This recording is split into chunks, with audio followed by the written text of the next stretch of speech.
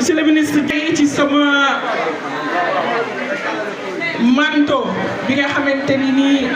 sama nawle waa Guédiawaye yi ñoo ma ko solal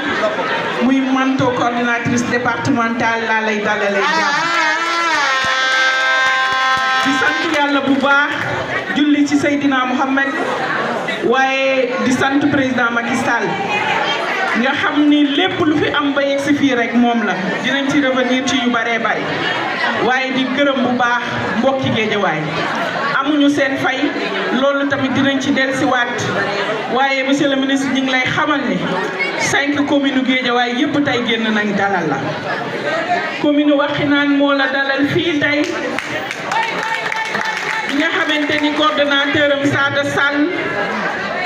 moo fi nekk ñoo la dalal parce que tey dañuy raisonner en tant que parti waaye mënuñoo ñàkk a wax ñàkk a fësal taxawaay monsieur le maire Racine Talla fii ci commune Wakhinane. di la wax ni la commune de Ndiarème Limamoulaye amenée par le coordonnateur Abdou Sène dalal na la. di la wax ni la commune de Médina Gounass bi nga xamante ni Beydi Ba mooy maire bi nekkul Sénégal moo tax gisuñu ko fi waaye kii nga xamante ni moom la yónni muy ndawam muy conseiller Pape Diouf mi ngi fi teew ak responsable yëpp. di la wax ni commune Golf Sud mi ngi fi teew moom tamit coordonnateur am di Bouga Zali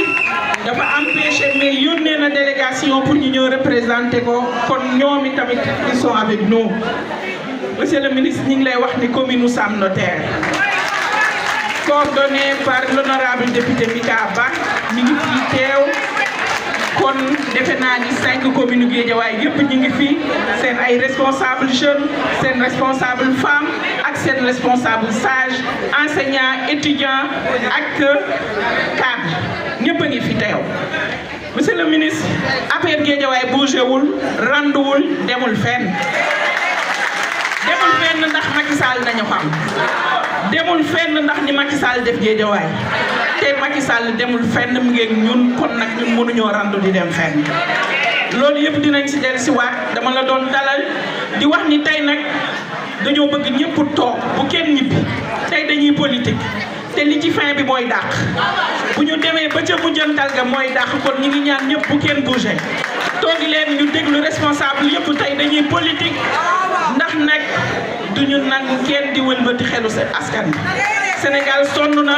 ba Macky Sall demee léegi Sénégal sëngéem na kon nag il faut ñu gën a waxtaanaat ak nit ñi jox leen ay message yoo xamante ni message yu fort la monsieur le ministre ñëw na ak délégation indi message yu président dinañ ko déglu tout à l'heure waaye dinañ déglu responsable yi fi nekk ñëpp dinañ déglu commune yëpp pour que ñu wax li nga xamante ni nii moom la leen seen commune yónni pour ñu wax ko parti bi ndawu président Macky Sall la ngi nii kon am ngeen occasion pour wax li nga xamante ni moom ngeen xalaat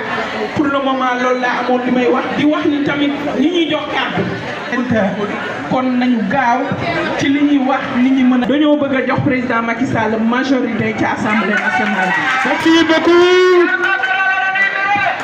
Merci beaucoup madame la coordonnatrice départementale APR Guédiawaye. Assalamu alaikum. maa ngi nuyu ñëpp ku nekk ci turam ak ci santam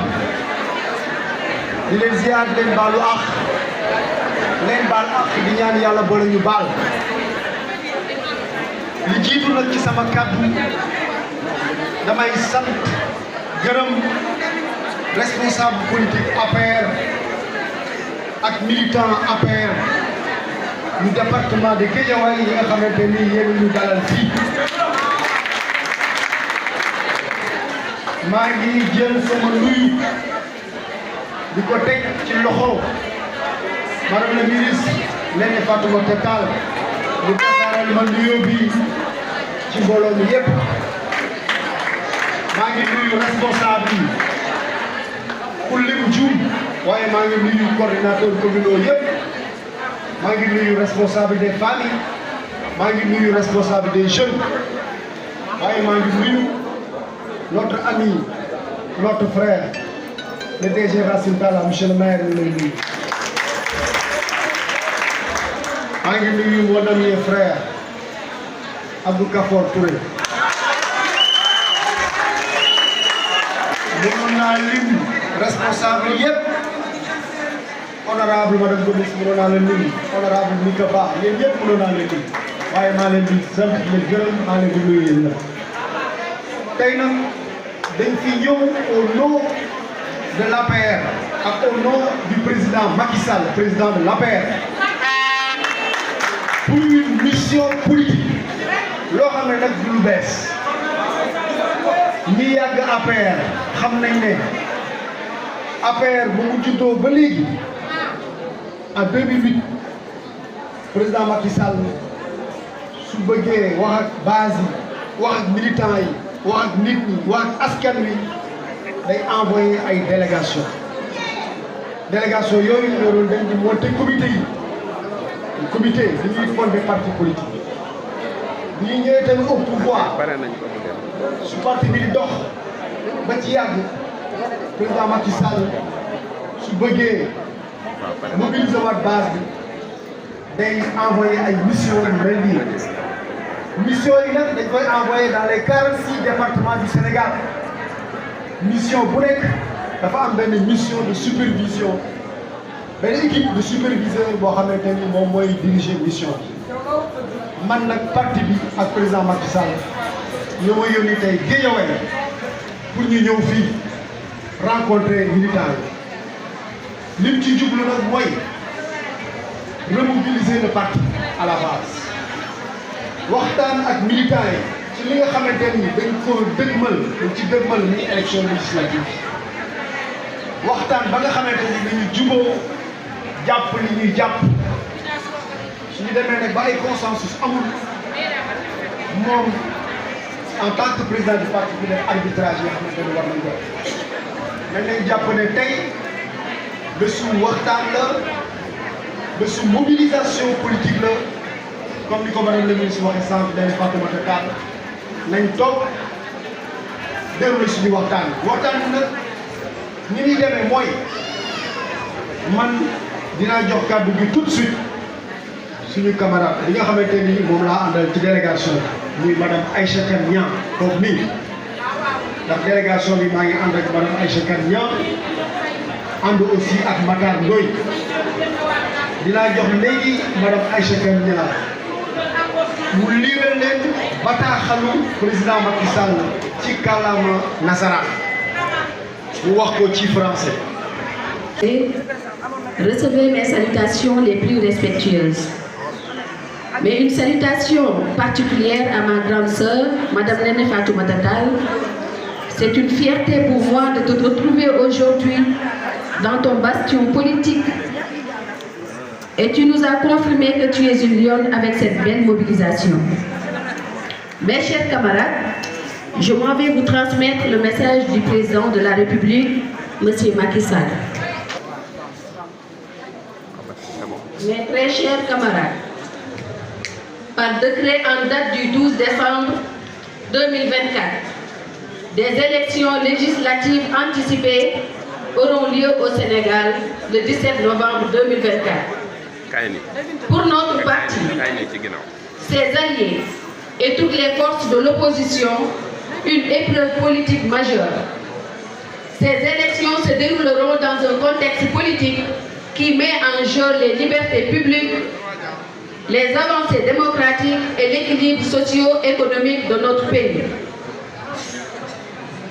Dans une situation pareille, notre parti doit tirer son épingle du jeu et s'inscrire au palmarès des meilleurs en renouant avec tradition gagnante, celles qui ont pour nom unité sincère dans nos rangs. Donc, tant dans nos bases qu'entre nos responsables, une mobilisation et une extension maximale de nos forces. Enfin, une ouverture saine vers nos alliés. C'est sur cette ligne politique de combat, unitaire, consensuelle et d'ouverture, que nous avons remporté 9 des 10 batailles politiques que nous avons menées depuis 2012. Mes très chers camarades, vous qui êtes partout au Sénégal, dans nos terroirs, nos territoires et dans la diaspora, êtes en même temps et surtout les piliers de notre parti et les vecteurs de nos victoires. C'est pour ces raisons que j'ai décidé d'organiser à partir du 22 septembre 2024 des missions dans les localités pour remobiliser le parti à la base, échanger les militants et les responsables sur les législatives du 17 novembre, notamment sur le choix de leurs représentants à l'Assemblée nationale. Faire comprendre à tous que cette dynamique démocratique vise à responsabiliser les bases dans un élan unitaire, consensuel et serein. Faire du choix majoritaire, le choix collectif, celui des localités. Faire accepter à tous qu'une absence de consensus ou de majorité clairement établie donne à la direction du parti le pouvoir de procéder à un arbitrage dont le résultat engage toute la localité. Mes très chers camarades, en rompant avec les erreurs du passé, pour mieux nous appuyer sur les grandes valeurs qui forgent notre identité et garantissent nos victoires, notre parti sera en première ligne aux côtés des autres forces de l'opposition pour remporter une victoire historique le 17 novembre 2024. Il nous faut donc comprendre les enjeux de ces législatives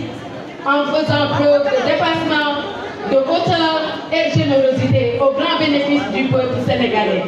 Macky Sall, président de l'Union.